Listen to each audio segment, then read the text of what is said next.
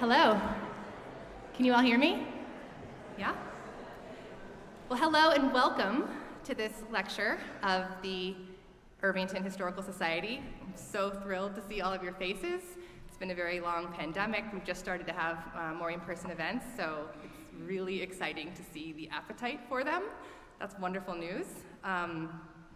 We are so excited to have Greg Steinmetz as the author of a new biography on Jay Gould, here today to discuss the life and legacy of this very complicated figure, with some very deep ties to Irvington and to this building, this beautiful building that we are all sitting in today, Irvington Presbyterian Church. After he speaks, we'll have some question and answer session, and then we'll have a book signing in the parlor directly behind this wall.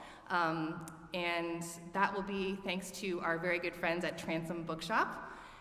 I'll say I've lived in Irvington for about 7 years, and it was kind of a desert before Transom moved in and gave us a great local bookstore, greatly improving the quality of my life and many other people, so I'm so grateful for that. We also wanted to thank Irvington Presbyterian Church, which has graciously offered this beautiful sanctuary where the Gould family worshipped, to tell us a little bit more about Jay Gould's connection to Irvington Presbyterian Church. Our pastor, Reverend Dr. Blaine Crawford, will start things off this evening with a few words, and then, he has been the pastor of Irvington Presbyterian Church since March of 2021.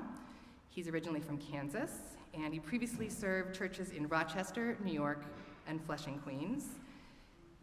This event would also not be possible were it not for another beacon of beauty, calm, and education in our community, Lyndhurst, whose archivist is who introduced me to Greg a few years ago. I know their archives informed his book and have been an amazing resource for all things Gould. And there will be a table in the back parlor operated by Lyndhurst also during the signing, so they'll have things for you to check out. Greg Steinmetz is a journalist, an author, and a securities analyst, one of the rare cases of someone from my line of work, I'm a journalist, who went from writing about the world of finance to participating in it. He spent 15 years as a journalist working for the Sarasota Herald Tribune, Houston Chronicle, Newsday, and the Wall Street Journal, where he served as a bureau chief in Berlin and London. We did not overlap at the Journal, but talking to some of my former colleagues who work with him, they said he was famous for filing 4 liters, which is like our jargon for front page story, and very famously has been described by one of the previous editors as having the gestation period of a llama. He filed 4 of those in a week. At least that's the lore of the Journal, so he looms large in our memory there. Today he works at a money management firm in New York, but he continues to write.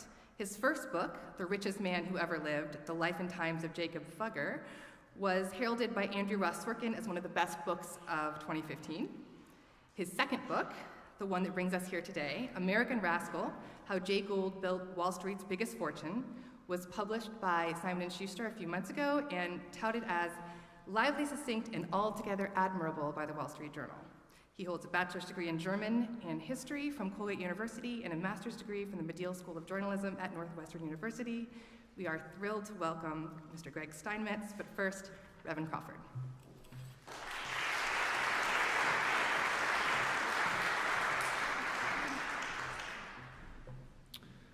First of all, on behalf of our congregation, we warmly welcome you to this beautiful space that seemed to be a very fitting location and setting for the lecture today. We welcome Greg to the lectern as well. It's such wonderful to have all of you here with us today as we listen to this lecture. When I first arrived here in March of 2021, I received a historical sketch of the history of Irvington Presbyterian Church, and Jay Gould's name kept showing up in the document, which led me to believe that he'd had a rather large involvement with the congregation through the years.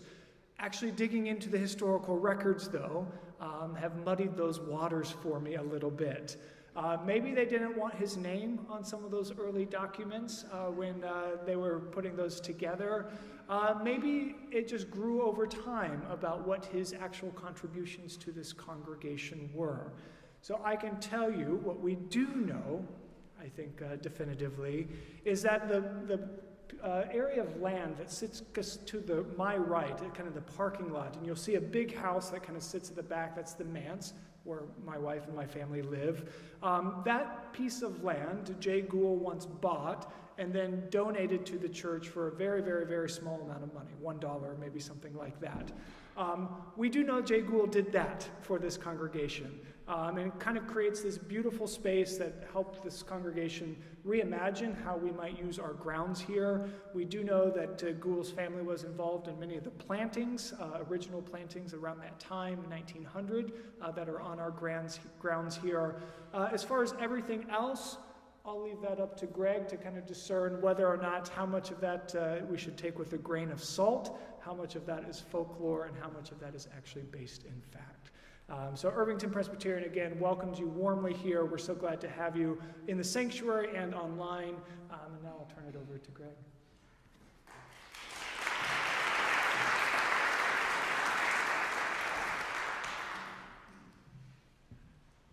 Thank you, Blaine. Thank you, Keach. It's great to be here. This is one of the first ones that I've done with slides. I don't have any pictures in the book. I thought, okay, I'm going to let the words tell the stories, but my friend Martin over there has been bugging me, put some slides in the talk. Keach liked the slides. I get a little nervous with the technology. I was listening to some Yale professor speak once about anti-poverty programs in South Africa or something. He had his PowerPoint. He hooks it up. What comes up on the screen for everyone to see is not his PowerPoint, but Match.com. He was, so there's this online dating app. Maybe he put it up intentionally. I don't know. So he clicked over that. I'm a little bit nervous talking to this group because this is a group of people who know about history. And they know about the history of this part of the country and this area. And I'm sure there are people in this audience who know things that I don't, who, as the person who has written a biography about Gould, should know. Even worse, there might even be some Gould family members out here. I don't know. Because they're out there. I just don't know many of them, but they're still alive and well. This first slide, this is the same presentation basically that I gave at the Larchmont Yacht Club on Friday. And the reason, I thought I'd just keep it in there because it's very local stuff. This is the American Yacht Club in Rye. Jay Gould had and I'll get into all the stuff about why Gould's important, why he changed the world, all that, but just to contextualize this a little bit. Gould was the founder of the American Yacht Club. He had a 256-foot steamship.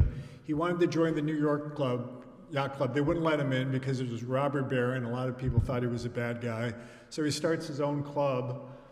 He never actually set foot in this clubhouse. He wanted the clubhouse not to be in Rye, but in Bay Ridge, because it was closer to where essentially his parking lot, when he would commute in every day, taking his boat from down the street here in Lyndhurst, go all the way down the Hudson, around into Brooklyn, park the boat in Brooklyn, and then take a little boat over to Wall Street where he worked. So anyway, he founded the American, so we can go to the next slide. He was also a member of the Larchmont Yacht Club, and this was hard to believe. As journalists will understand, this was the lead story in the New York Times. It was, I think, July 5th, right after a 4th of July race. It must have been a slow news day in 1883. The newspaper cost 2 cents, and I guess you got what you paid for it, because you get yachting results instead of foreign news or what's going on in Washington. So he was a member of the Larchmont Yacht Club, another local connection. All right, next, please. This isn't Jay Gould. This is Jesse James. Wanted, dead, or alive. Why am I showing Jesse James? Well, at the same time that Jesse James was robbing banks and sticking up trains out west, Jay Gould was doing the same thing on Wall Street. It was the Wild West on Wall Street. There were absolutely no rules. Insider trading, go ahead. Pump and dump schemes, inflate the price of a stock on bad information so you could sell it to the unwitting, ignorant public, go ahead and do that. Have a public corporation and have a side corporation on the side where you could funnel contracts over without having to disclose that, go ahead. There are no rules whatsoever. The same applied to the way justice worked. There was vigilante justice was going on in this era, and that's something that Gould was both a user of and a victim of. So there's Jesse James. So as we talk about Gould, let's keep in context what was going on. Jesse James, very violent stuff. One of the things that appealed to me about Gould was that in telling the story, it wasn't just a bunch of financial stuff. There's a kidnapping. There's Gould at the head of a militia where, leading the charge, firing a musket, he was able to reclaim a property that one of his partners stole out from under him. There is a murder. There's a bomb explosion where a terrorist throws a bomb at Russell Sage, another Westchester figure who was one of Gould's business partners and who had shared an office with Gould. There's all sorts of stuff going on there. There's a lot of action. My dad was a World War II veteran. He judged World War II movies based on how much action they had. And in telling the story about Gould, there was a lot of action. So, please. This is when Jay Gould was a young man. Look at that confident gaze, the scowl, right? Looking very Wall Street with his tight starched collar and his bow tie. He was a very, very determined individual, very self-confident because he was always the smartest guy in the room. As a biographer, you don't want to get bogged down too much in the early history because it's kind of boring and, childhood isn't what makes someone famous, what they do as a child. But in Gould's case, telling about his childhood was important because it was a way that I could make Gould, who, as I'd explain, I think was the biggest robber of all the barons, was a way to make him sympathetic. If you know your Disney movies, what happens at the start of Bambi? What happens at the start of Nemo? What happens at the start of Jungle Book? They off the mother, right? Either she disappears off stage or she gets killed. Like in Jungle Book, there's blood just splattered on the screen. It's awful. And Gould's mother died when he was 4 years old. He was essentially raised by his sisters. Some of them died in childhood. His father was a drunk. One day, the sisters came home when Gould was still a little guy. They said, where's Jay? And it turned out Dad had locked Jay in the basement. The dad was an alcoholic. He forgot he had put him there, and the sisters saved him. I think part of Gould's motivation to be rich was to save his own family from these sort of trials and hardships. So Gould grew up in Roxbury, which is in the Catskills, about, an hour and a half from here or so. His dad was a dairy farmer. He made cheese. He was sold in Albany and in the city. Gould knew very early on, despite what his father wanted him to do, which was become a farmer like himself, that he wanted to be rich. And he had no idea how to do it, but he did see some people making some money as surveyors.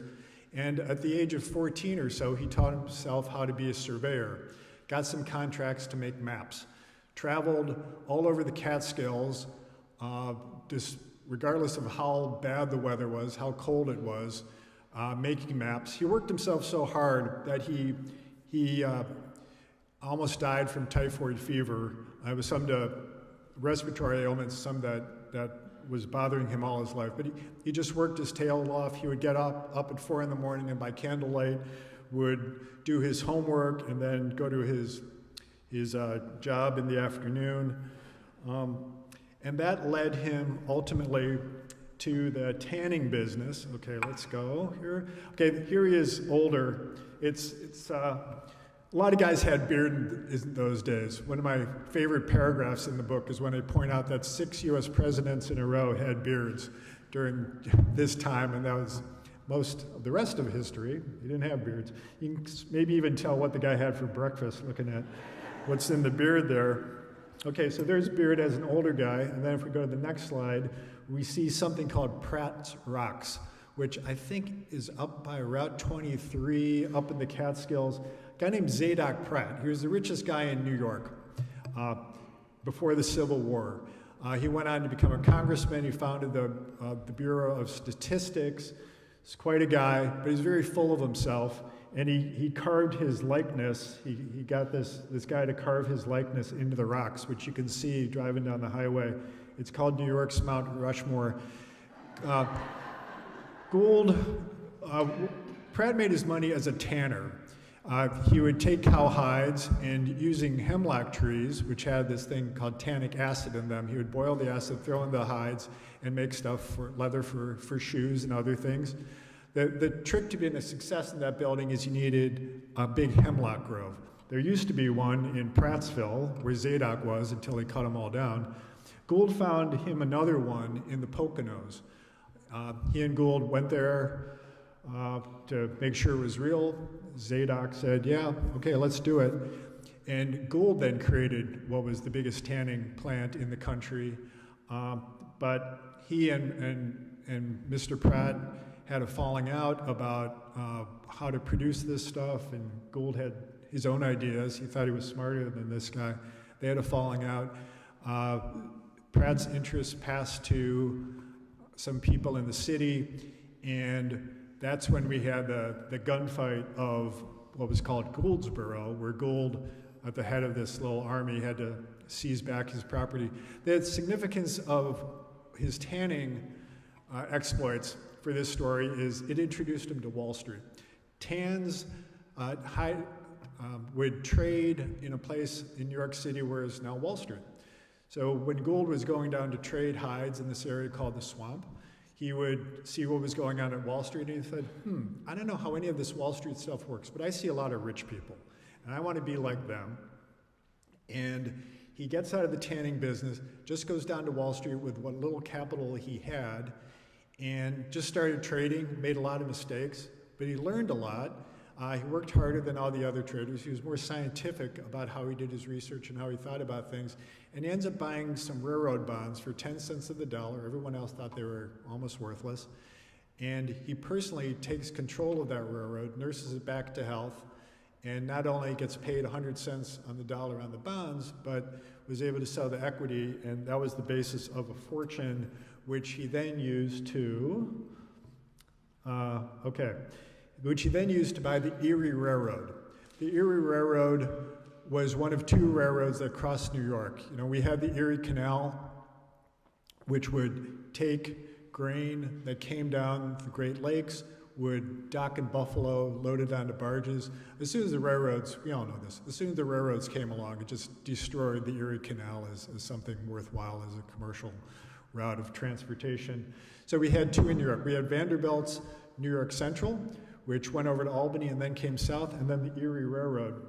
The Erie was in control of a guy named Daniel Drew, who's a guy from Patterson near Carmel up here, who is a very shifty businessman. Vanderbilt wanted the Erie in order to have a monopoly in New York. Gould inserted himself in the middle of it by buying enough votes that enabled him to put himself on the board of directors along with this gentleman who is named Jim Fisk. Gould was very private. He didn't like his name mentioned in the paper. He didn't want people to know what he was doing. Fisk was just the opposite, and they complemented one another. Fisk was the muscle, and Gould was the brains. Here Fisk is in a military uniform. He funded a militia just so he could march at the head of its parades. Together, they engineered the takeover of the Erie Railroad, and at one point, Gould was, this is weird. At the time, if you went to New Jersey, you could have an arrest warrant for you in New York State, New York City, but if you went to New Jersey, they couldn't touch you. So after Vanderbilt got a contempt order against Gould for some of the things that Gould was doing to try to seize the Erie, Gould and Fisk decamped to Jersey City, and when some Vanderbilt thugs tried to kidnap Gould, drag him back to New York, Fisk was anticipating this. He had guns put on the roof of a hotel. He had a little army out there, had the New Jersey police there to protect Gould. So Fisk would do that kind of stuff for Gould. And in Jersey City, you could come back under New York law. You could come back on Sundays, even if their arrest warrant for you was out for you. So Gould and Fisk came and confronted Vanderbilt one morning. Fisk, unlike Gould, who was very polite and shy, Fisk didn't have any compunction. He just, knocked on Vanderbilt's door, opened it up, walked in, went right to Vanderbilt's bedroom, and he was there to negotiate a settlement in their fight over the Erie, but he got distracted because Vanderbilt had on a very fancy pair of shoes with brass buckles. And as Fisk is thinking about negotiations, he's really more interested in Vanderbilt's shoes. But they ultimately do come to a settlement. Gould takes control of the Erie, and the woman on this side is named Josie Mansfield. That was, Fisk was married, but she was his paid girlfriend. She didn't love him. He loved her. Sad story. He was just completely smitten with her. And as he and Gould are doing their little financial adventures, he's carrying out this very well documented romance with her.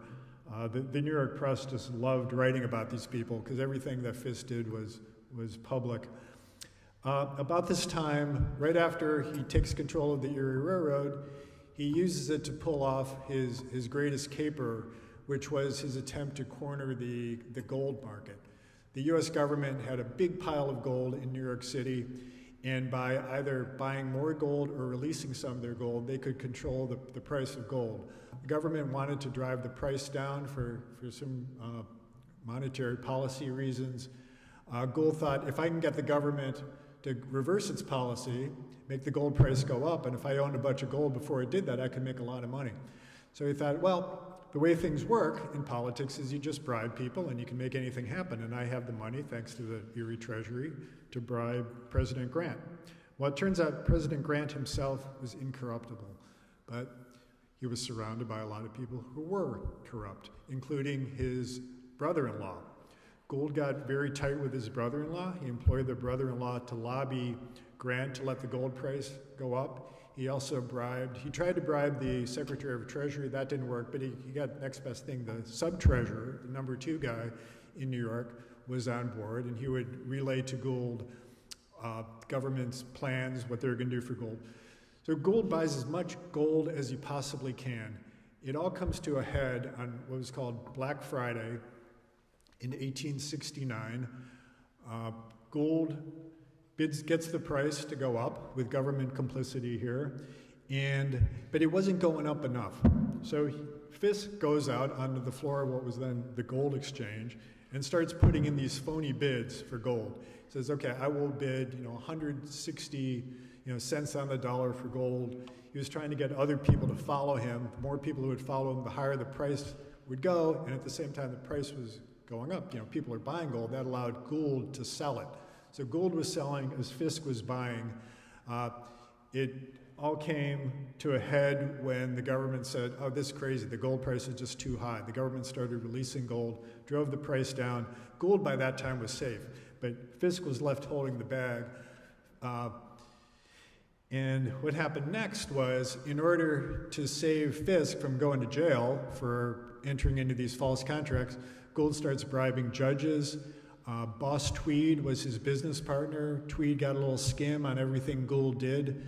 So Tweed got his judges and others to let Fisk off the hook. And then it brings us back to our story with Josie. A couple years after that, they're involved in this love triangle. Josie has a boyfriend. They try to blackmail Fisk to give him a bunch of money not to release what they said were incriminating documents that would put Fisk in jail. Fisk goes to court, gets a blackmail conviction against this guy. Half hour later, the guy leaves the courthouse, buys a gun, confronts Fisk in the Fifth Avenue Hotel, and blasts him in the stomach. And he's dead a couple days later. I don't know if Josie was sad or not. But, okay, so we have done the Gould caper. We've done the Erie. Okay, next slide. Gould, yeah, it's interesting. The reason I wrote this book was I was looking, after writing about this Renaissance banker, who was a very important guy because he allowed Spain to conquer half the world with his loans, and he also provoked Martin Luther to start the Reformation. 2 very big things. Blaine will appreciate the Reformation. Maybe not. So my editor said, okay, let's do another one of these biographies, but tell me about someone who speaks English, and tell me about someone who's a little more contemporary. So I go through this list of rich people. There's this guy, Jay Gould, number 13th on the list, between Warren Buffett and Marshall Field. He was the only other guy on this list besides Buffett, who made his money on Wall Street, and I didn't know much about him. I thought, this is some robber baron guy, I don't know anything. And it turns out USA Today didn't either, because although they got some of the facts right about Gould, they showed a picture of his grandson. Because no one knew anything about this guy. Gould died with as much money as Rockefeller, as much money as Carnegie, as much money as, who's the third one? Vanderbilt. But we don't know about him. The reason we don't know that much about him is he died when he was 56 years old. Yeah, he funded this church, but that was about it. He didn't do Carnegie Hall, he didn't do Rockefeller Center, he didn't do Vanderbilt University. All those things were done when these other guys were at least in their 70s. Rockefeller was, I think, 90. He was still alive when they started breaking ground in Rockefeller Center. Gould would have given his money away, I think. New York University had his hooks into Gould, but he died before he could write the check. And for this reason, Gould's still kind of obscure, even though during his day he was as famous and as rich as any of them. And that was the opportunity to write the book. But moving on, he was, his financial exploits were well publicized. And this is an editorial cartoon, not from a US magazine, but from the British magazine Punch. And it just talks about, okay, here's this Gould, playing bowling with Wall Street here. That's a picture of what Wall Street looked like back in the day. And Gould would do these things. One thing he did, he owned the Union Pacific Railroad for a time. And then he decided, the Union Pacific, they've got a lot of debt. I don't know if this is going to work for me. He went and bought a small railroad called the Kansas Pacific, and he turned it into a competitor with Union Pacific. And he went back to his former friends on the board of the Union Pacific and said, okay, I know that when I bought this little railroad, it was about 1/10 of your size, but you know that I'm very good in finance. I'm going to build this thing into something that will destroy you. So either you sell me the Union Pacific at a great price, or I'm going to destroy you. And because of all the stuff Gould had did previously and about all the resources he had, they agreed to sell, and he made a fortune on that deal. One of the easiest of his financial deals is to illustrate is how he got control of something called the Manhattan Elevated, which was the precursor to the subway in New York. It was publicly traded. Anyone could buy stock in it. The stock was trading for about $50. Gould owned a newspaper, the New York World, and for a while there, every day, he would have his people write stories about how the Manhattan Elevated was garbage, it was going to go bankrupt, there was fraud going on. Once he had scared investors into selling this thing and drove the price all the way down to $15 from $50, he bought it. And lo and behold, as soon as he buys it, the New York World changes its editorial position and talks about how great the railroad is. Stock price goes right back to $50, and Gould made a bunch of money. Mark Twain called Gould the mightiest disaster to ever befall this country. Mark Twain. Now, why would he say such a thing? He said it because he thought Gould was so good at being a Wall Street crook that he would inspire others to do the same. He said that Gould forever corrupted the morals of America. Well, we know what happened to Wall Street morals after Gould. They certainly didn't get any better. And was Gould an inspiration? Sure. He was the best at it. Now, there's this dual nature of Gould. Gould was this brazen criminal, would do whatever it took to make money on Wall Street, some illegal, some extra legal. But there's this other side of him. He was a loving father and a devoted family man. I mentioned before, this book has kidnapping, it's got a bomb explosion, it's got all this other stuff. There's not a lot of sex other than the Josie Mansfield thing, because Gould was a loyal and devoted husband. HBO has a series now called The Gilded Age. Maybe some of you have seen it. It's a nice story. The lead male character, was it George Wilson? Is it George? Yeah, it's based on Gould. Has the beard, has the Fifth Avenue mansion, some of the stories. It's kind of a composite. There's some vignettes that come out of Vanderbilt. Some of them are Gould related. But the thing that's most Gould related is his wife, the story about her and her efforts to break into New York society. Gould's wife, Helen, she desperately wanted to get invited to the Astor's parties. She had 2 daughters. She wanted to marry them off. And in the HBO story, that is really sort of the thing that holds that story together. And so Gould, when I think about, was Gould a bad guy? I think, yeah, he was, but one thing we've got to remember is he wasn't always trying to rob widows and orphans. A lot of times he was trying to do to others, other fat cats, what they were doing to him. And in most of his capers, it was guys playing cards together, trying to deprive others of their riches. Okay, let's see. We can go to the next one. These are some of the people that Gould crossed paths with. I told you about General Grant. Daniel Drew was the guy at the Erie Railroad. That's Vanderbilt up there on the upper right. Vanderbilt called Gould the smartest businessman he ever dealt with, and that's saying something given how successful Vanderbilt was. John D. Rockefeller said the same thing. Gould didn't cross paths much with Rockefeller, but Rockefeller knew of what Gould was up to. Rockefeller was in Cleveland buying refineries left and right before he moved to New York. He would read about Gould and was amazed by his exploits.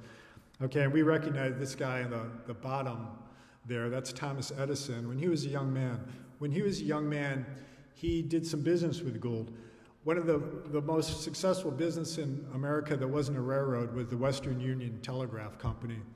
Gould wanted to buy the Western Union. It dovetailed very well with railroads because you would run your wires along railroad tracks. Gould wanted to buy this. He thought, okay, one thing I can do is if I could use technology to disrupt, popular vernacular today, if I could disrupt the Western Union with technology, I can drive their stock price down and I can buy the thing. He hooks up with Edison, who had a way of sending telegrams 4 times faster than the Western Union. It wasn't perfected yet, but Gould had enough faith in Edison. Gould went out in disguise under the cover of night to meet with Edison in Newark. Edison came to New York and snuck in the back door of Gould's house so no one could tell what they were up to. They did a deal together. Gould made him his chief engineer of a new telegraph company. Edison never got the technology working, so that scheme didn't work. But a couple years later, after Gould had by then acquired 15%, or 1 in every 6 miles of railroad track in the country, he was able to create a legitimate competitor to Western Union, and he used that to compete with Western Union, start a rate war, drive down Western Union's profits and stock price. The board of directors of Western Union, who very much wanted their dividends, said, we can't have this go on. Let's just sell to Gould. So Gould was able to buy Western Union. The leading shareholder of Western Union was Vanderbilt's son. He did not have the stomach and ability of his father, and he just let Gould have this thing. He ranted and raved, but Gould was ultimately victorious. So those are some of those he crossed paths with. Next. Okay, here's another boat. This is Gould's boat.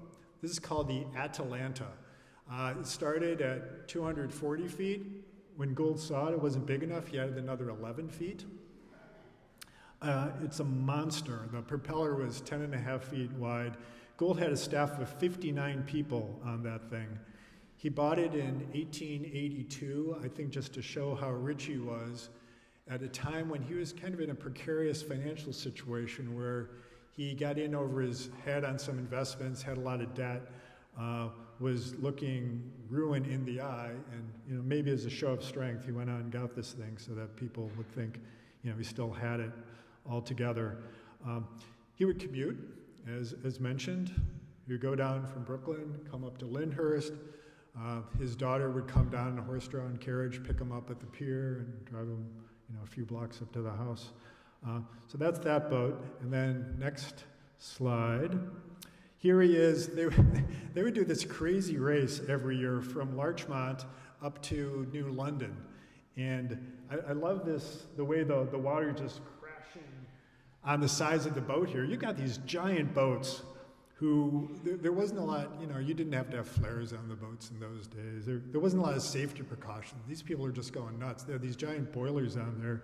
If you know your history of, Mark Twain and the Mississippi, boilers would sometimes blow up and kill everyone anywhere near them. And they would just race these things all out. In the first year they had this race in 1883, Gould won in the time of 4 hours, 30 minutes, which is about 20 knots, which is fast. If you were to sail that route, it would be about 90-mile route, it'd be about 15 hours. So Gould won the first year. The second year, okay, let's go to the next one. Some of you might recognize this. It's a Herreshoff sailing boat. It's a fabled design from the 1880s. A lot of people around here still have these boats. That boat was designed by a guy named Nathaniel Herreshoff. Next slide is a boat called the Stiletto, which was designed by his older brother. It was a steamship, about half the size of Gould's. This guy, J.B. Herreshoff, was blind from the age of 7, and he designed that boat. Amazing. It's like, Beethoven doing the Ninth Symphony when he was deaf. He came up with this boat, and in the second race, it wins. It beats Gould by 8 minutes. Gould being Gould, he contested the results. And he took it to the race committee of the American Yacht Club. Gould was a member of the American Yacht Club. When the committee voted on what to do, it voted 18-3 in favor of Gould. So that was it for the Stiletto. Gould's boat, by the way, his son takes it over, and at some point he sells it to the Venezuelan Navy, and for a time Gould's boat was the one and only boat in the Venezuelan Navy. It saw some action, and it was eventually just scuttled and sunk into the ocean off Venezuela in 1940. All right, next. The private planes of the day were private trains, private rail cars. This was Gould's private rail car. Sometimes you watch a Western and there's the greedy banker sitting in his rail car when the train robbers arrive to level the playing field. And this was Gould's, pretty plush. This is where Gould lived on 5th Avenue, 49th Street. Unfortunately, it's not there anymore. It made way for some big commercial building. You can see there's a light pole. Light poles weren't really that common. No one had them. The reason Gould had a light pole is that used to belong to a Mayor Updike, New York Mayor Updike. And one thing the city council did, they would always make sure that the mayor had a lamp in front of his building. So that was Gould's house. You can get a little sense of the architecture of that era if you walk across the street and up a few blocks to the Palace Hotel. It was built by a guy named Henry Villard, who was the founder of The Nation. He was a German who was a war correspondent for U.S. papers during the Civil War. And then because he spoke German, he was a very smart guy, he would lead German creditors in bond negotiations over railroad issues in the U.S. He got to know Gould. They did some work together. Villard went on, not only did he found The Nation, but he created the Northern Pacific Railroad, which was the first transcontinental railroad that competed against the Union Pacific. And he was also one of the founders of General Electric Company. And his house is still there, but unfortunately Gould's is not. Next.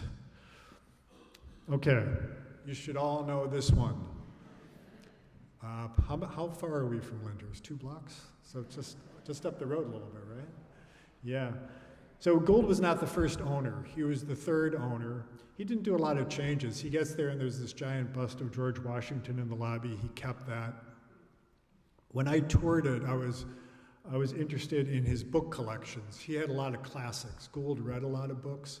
But there was also some weird stuff which spoke to the times. There were books on phrenology, right, where you read the bumps on someone's head to figure them out. If you look closely in the bookshelves of Lyndhurst, you would see that. Gorgeous structure. But you know, Gothic, and you can imagine on a rainy day with lightning flashing above it and clouds opening up, that it could be pretty scary. They used it as the setting, as the set for the film version of the movie Dark Shadows, which is a show my mom used to watch when I was a kid. It's a soap opera with Dracula in it. It's pretty cool. All right, wrapping it up here. What do we got next? It's Greece, right? The Parthenon. No, it's the Bronx. And that is Woodlawn Cemetery. This is the biggest mausoleum in Woodlawn Cemetery. It's the only one that is completely detached from every other gravestone or mausoleum or whatever. There's a little road that encircles a pretty wide lawn there. That's a gorgeous European weeping beech tree behind it. Gould is buried in there along with 18 relatives. What's weird is, you know, you walk around Woodlawn, just magnificent, magnificent cemetery. You see, you know, Miles Davis's gravestone, Duke Ellington, a bunch of Vanderbilts, both J.C. Penney and Mr. Woolworth are buried there. All these famous people, one after another. Their names are all there. The Gould name appears nowhere on there. Like in life, Gould wanted to keep things as secret as possible in death. He was also thinking about what happened to his friend, department store magnate A.T. Stewart. He was buried in Woodlawn. Some grave robbers came, dug up the coffin, and ransomed the bones back to the family. Gould didn't want that to happen to him, so he had his coffin sealed with molten lead, and then throw him in this unmarked thing. But you know, you can probably kind of figure out there's someone important buried in there, right? Just by looking at it. And it's, I love this cemetery, and I think it's one of the greatest cemeteries in the country. Another one I think of is St. Bonaventure in Savannah. Incredible place with the trees and the hanging vines and everything. And then you think of Arlington. What's Arlington Cemetery about? Every headstone, by regulation, is only a certain height. Everyone looks the same. Arlington is a testament to combined achievement, right? What teamwork can accomplish. You can beat the Germans, right? Woodlawn, it's a testament to individual achievement. And there we see Gould's monument to himself. Okay, next. Questions comes up when I do these sort of things about where are the Goulds today? Well, once a year they're here. This is a lodge that Gould's son George built in Arkville, New York, up in the Catskills somewhere. And I don't know how, but somehow someone was able to put together a little web page about this place with a lot of nice pictures. And it's private, right? People, we can't go there and look at it, but I thought that was pretty cool. And then I think the last slide is, oh, there's the book. Okay, so questions?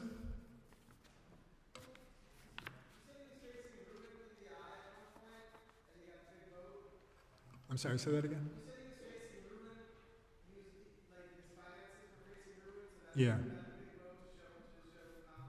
Well, I don't know if that's why, but it was coincidental. At a time that when he was in some financial trouble is when he built the boat. That's not an uncommon tactic, right? If you want to dispel rumors about you being poor, you show how rich you are.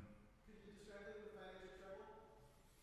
Well, he had borrowed money to buy stock. I think it was in one of the railroads, I think the Northern Pacific, something like that.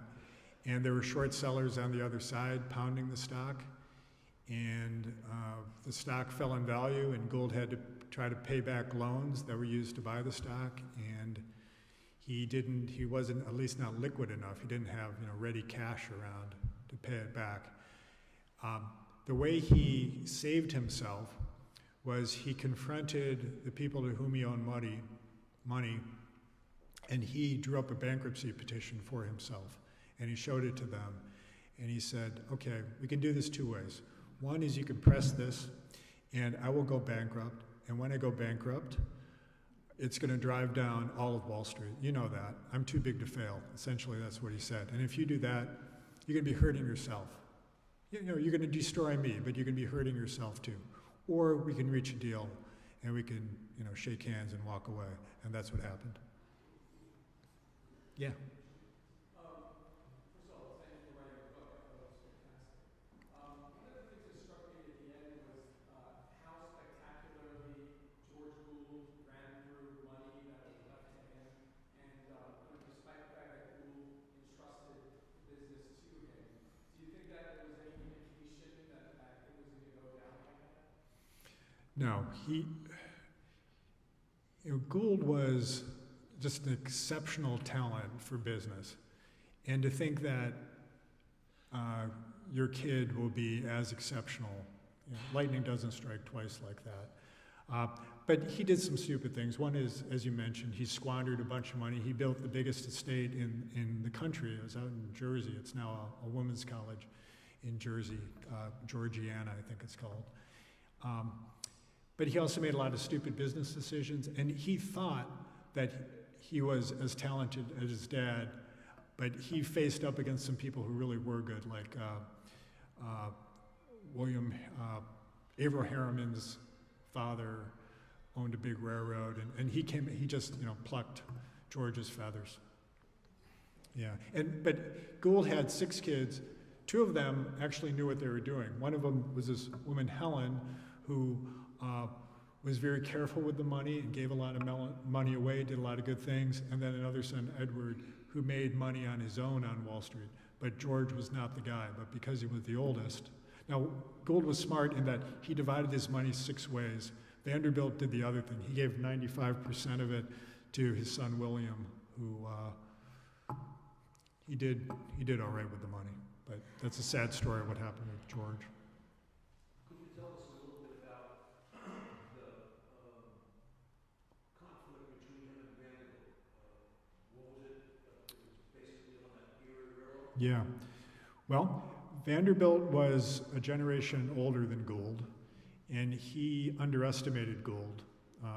When Gould got on the board of the Erie, Vanderbilt didn't know anything about him.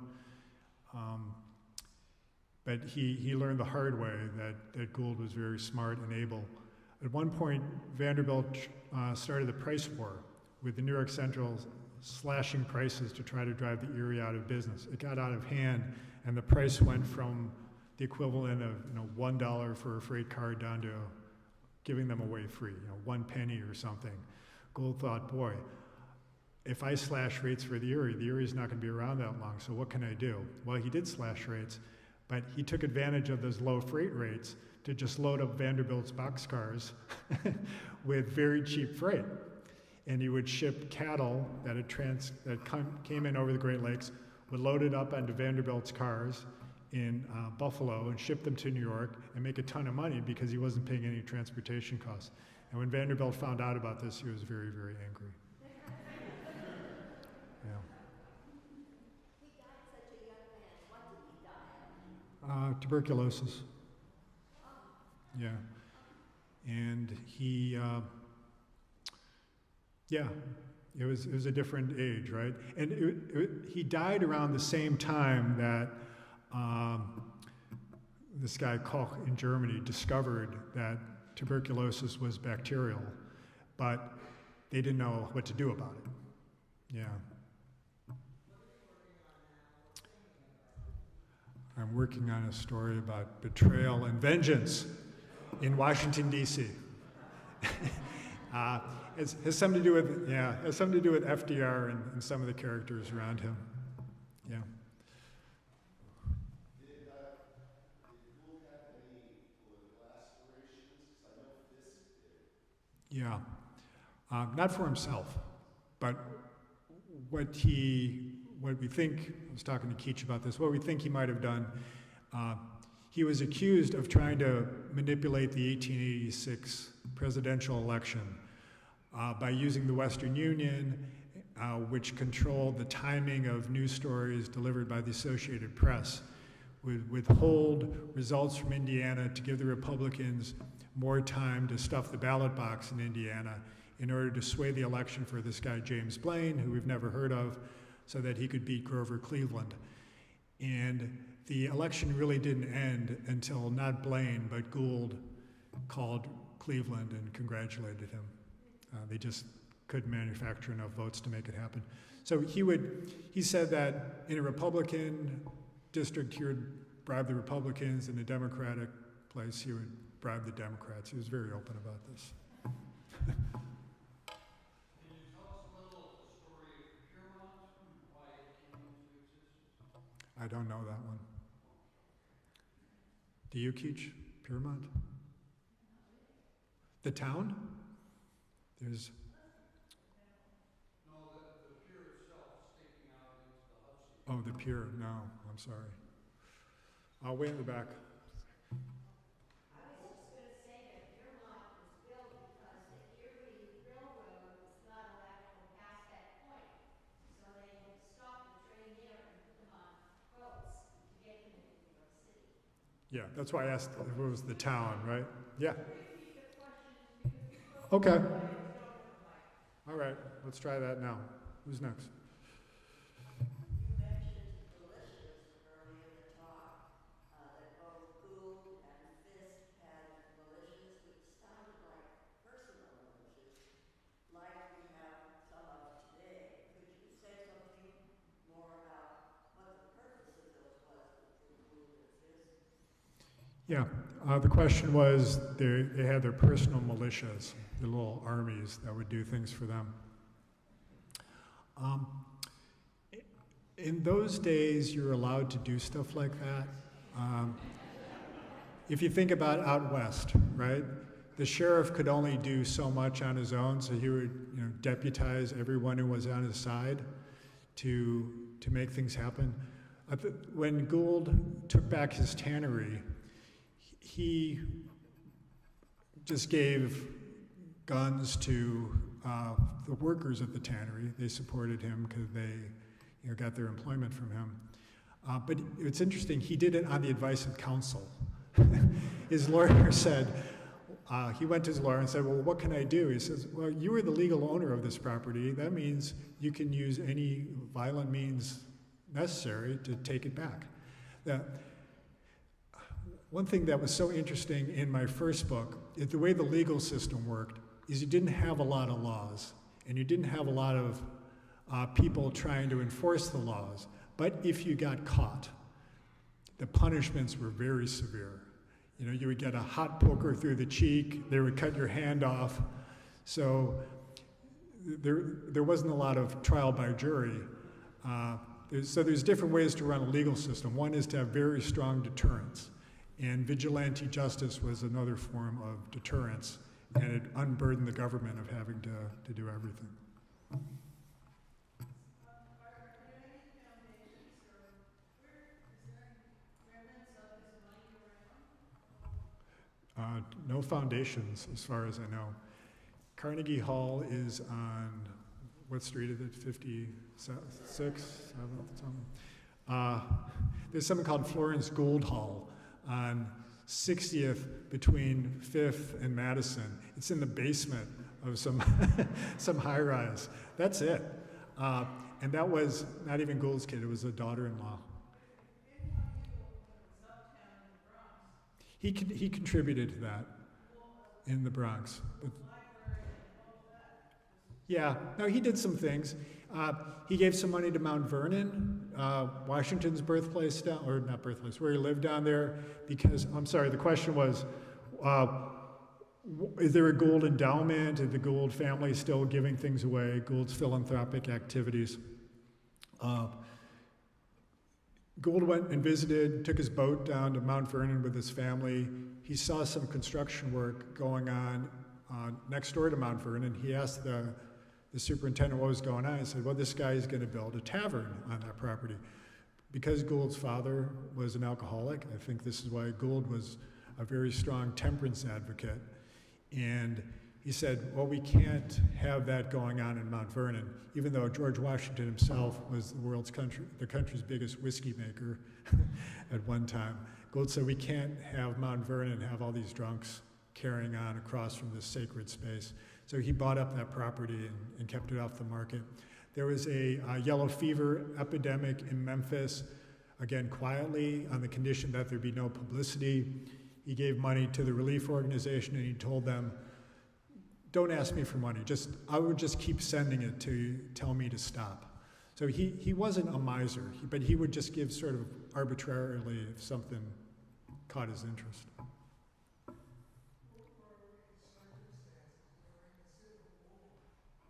During the Civil War, what were his circumstances?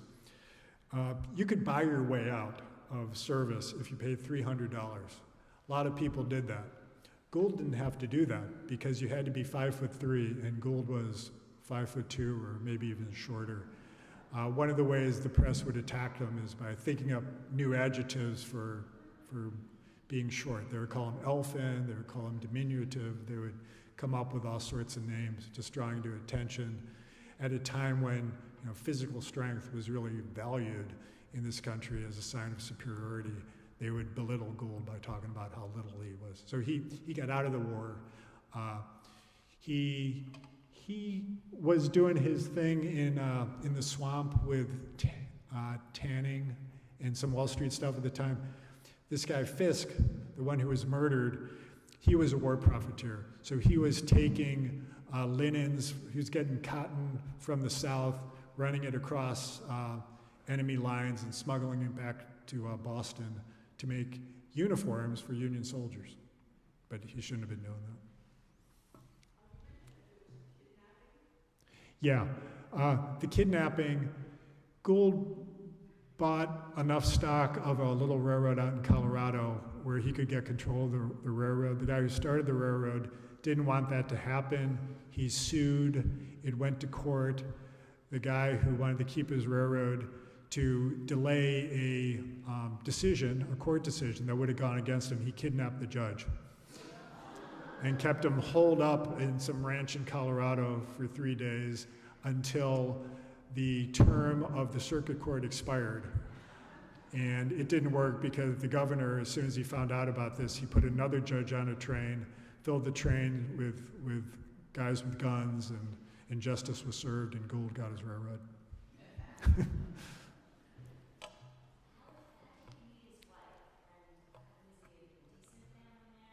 Yeah. How did Gould meet his wife?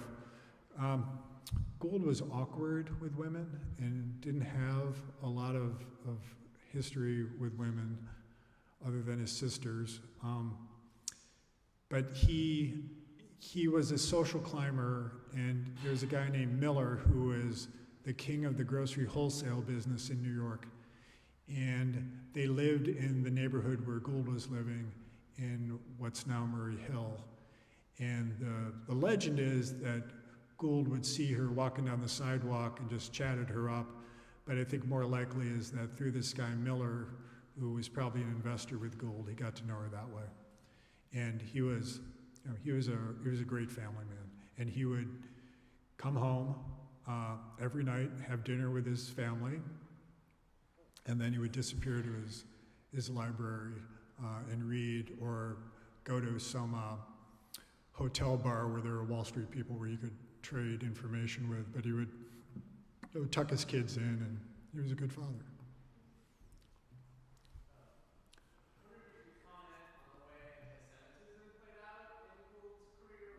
Yeah. Well, how did anti-Semitism play out in Gould's career? The Gould who came to this country first, which was about before the Revolutionary War, wasn't named Gould, it was named Gould. His name was Gould. The rumor was when people wanted to smear Gould during a time of very bad anti-Semitism back then, they would say he was Jewish. Henry Adams, who wrote a classic of American literature, the biography of Henry Adams, the great grandson of the presidents, talked about Gould's Hebraic features. They talked about his nose. They talked about his forehead being high. They talked about his dark skin. They would talk about him as Shylock, blah, blah, blah. There's no evidence, maybe in the distant past, but the records seem pretty clear, according to the academic historians who have really dug into this, that Gould was not Jewish. Gould himself was not anti-Semitic, and he wrote a editorial in favor of one of his bankers, this guy, J.W. Seligman, in defense of Jewish people. So, I'm sorry, there are some questions over here. Yeah. That was part of my question to you, because we get a lot of visitors still today at Lyndhurst that come there that are Orthodox Jews, come there with belief that he's Jewish. Yeah. Yeah. He gave money to this church. So, I don't know. How much time do we got, Keach? Yeah.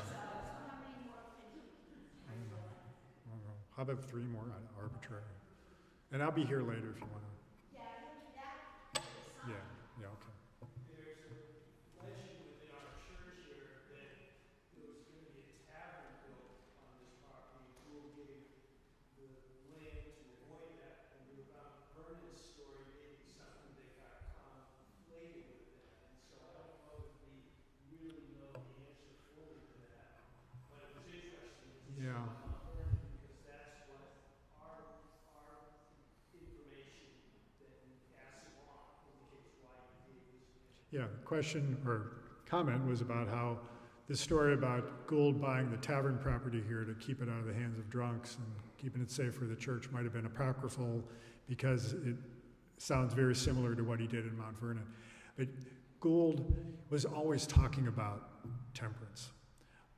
So it rings true that he did it here. And in fact, I told the story about the militia taking back the tannery. He credits his victory to the fact that he paid his people with wages and the other guy was paying them in whiskey. He really did not like drinking.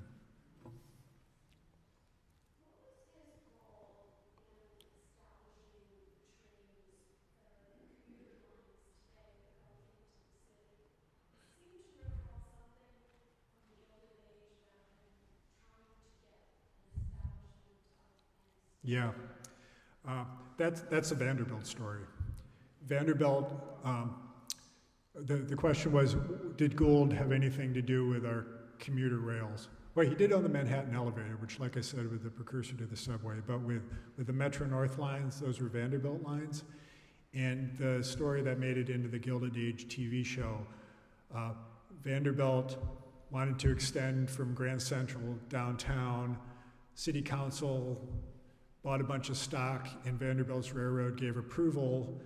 And once the stock went up, they shorted the stock, knowing that if they revoked approval, they could drive the stock down and make even more money.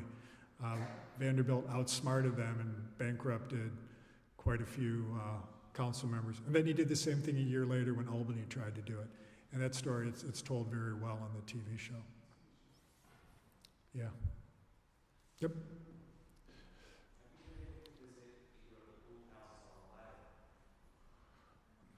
The question was, do I know anything about Gould houses on Long Island? I don't. Are there? Howard Gould, his son, had 2 houses built in Sands Point. The first house, his first wife did Mike. It was like looking at a castle, and then he had a second one that vaguely resembles Lyndhurst, but that she ran off the podium. Wow. That was one of his sons, huh? Wow. Last question.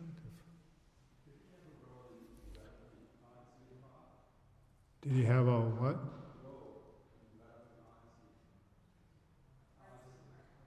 he have a role in developing Arts in Park? Are you asking? Oh. So I think maybe at Cyrus Field, although over in Dobbs Ferry, there is Gould Park, which was donated to Dobbs Ferry by his son Edwin Gould, I believe. Yep. That's not quite the same thing as Arts in Park, so I think that was more Yeah. Cyrus Field, who was a business associate and friend of Gould's. Yep. All right. Well, thank you.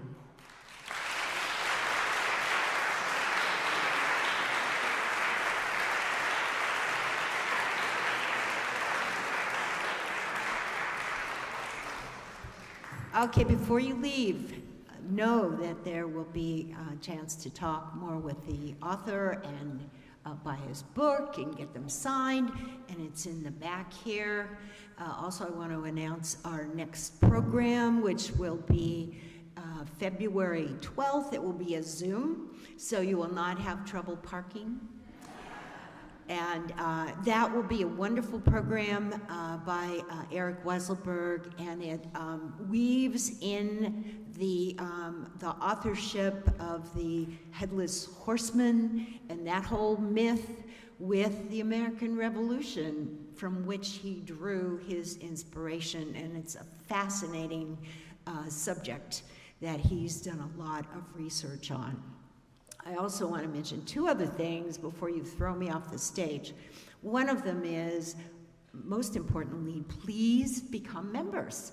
We're just doing a membership drive, and you can do it painlessly on the internet. Just go to our website, irvingtonhistoricalsociety.org, and you can do it all there, or come by to our exhibit. We have a wonderful exhibit right now on the Gilded Age, and we actually have a victim or two of Mr. Gould pictured there. Their sad stories told. So it's a wonderful exhibit, and that is Thursdays and Saturdays. And have I left anything out? Veronica, have I left anything? Yes. Pardon? All right. Oh, also Irvington has, Lyndhurst also has some items back there which will be of interest. So.